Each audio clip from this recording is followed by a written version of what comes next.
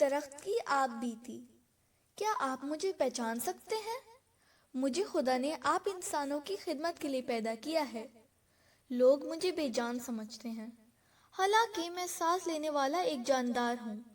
سانس خارج بھی کرتا ہوں تو آپ کے لیے تازہ اور آکسیجن سے بھرپور ہوا کا انتظام کر دیتا ہوں۔ اب تو آپ نے مجھے پہچان لیا ہوگا۔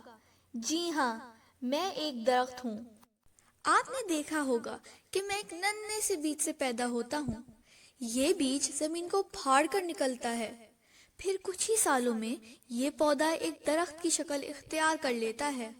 میں دوسرے جانداروں کی طرح چل پھر نہیں سکتا، بس اپنی جگہ پر کھڑا رہتا ہوں۔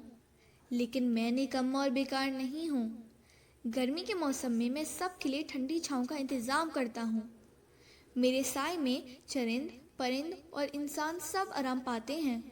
میری شاخوں پر پرندے گھونسلے اور شہد کی مکھیاں اپنے چھتے بناتی ہیں۔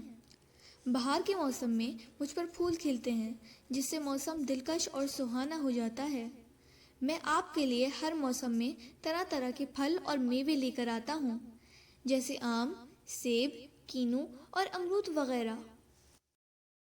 آپ کے گھر میں جو میز، کرسیاں، دروازے اور کھڑکیاں ہیں، یہ کس چیز سے بنتی ہیں؟ جی ہاں، یہ سب میری ہی لکڑی سے بنائی جاتی ہیں۔